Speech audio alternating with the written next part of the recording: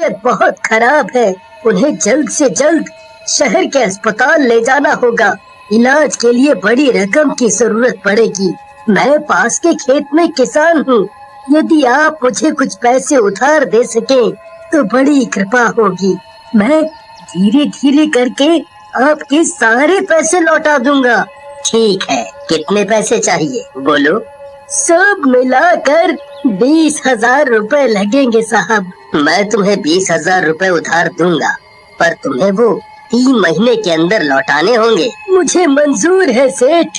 और धर्मपाल सेठ से पैसे उधार लेकर वहाँ से चला गया। उसे एक तरफ इतने पैसे लौटाने का डर सताने लगा, दूसरी ओर माँ की बिगड़ती हालत की चिंता। इतने में धर्मपाल उसी पेड़ के पास से गुजरता है। अचानक जोर से हवा चलती है और पेड़ से माया की आवाज आती है, जाओ जल्दी से अपनी माँ को अस्पताल ले जाओ, इससे पहले देर हो जाए। धर्मपाल घबराता है और दौड़ते हुए अपने घर पहुँचता है। माँ खाट पर लेटे हुए जोर जोर से खांस रही थी। माँ की नाजुक हालत को देखकर वो उन्हें कुछ नहीं बताता। माँ, हम आज अस्पताल चलेंगे। इलाज के बाद तुम बिल्कुल स्वस्थ हो जाओगी।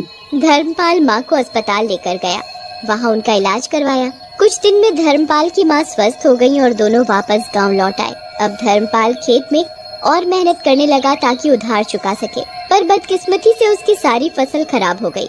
अब सेठ के पास जाकर माफी मांगने और पैसे चुकाने के लिए थोड़ा और वक्त मांगने के सिवा कोई उपाय नहीं है।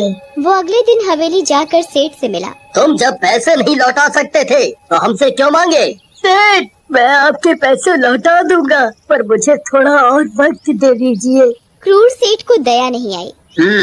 यदि तुम अगली माह तक आधा पैसा और एक बोरी फसल नहीं दे सके तो मैं तुम्हारी जमीन हड़प लूंगा।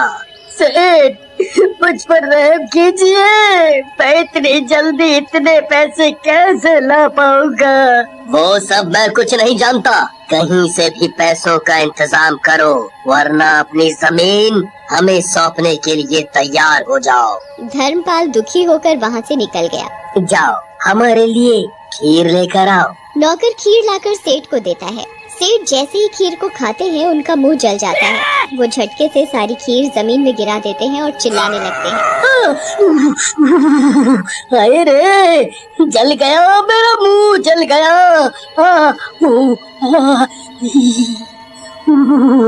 ये देखकर नौकर आश्चर्य में पड़ जाता है और सोचता है, मैंने तो जब खीर लाई तो इतनी गर्म नहीं थी, ये कैसे हो गया? मूर्ख, तेरा इतना दुस्साहस। नौकर डर से कांपने लगता है।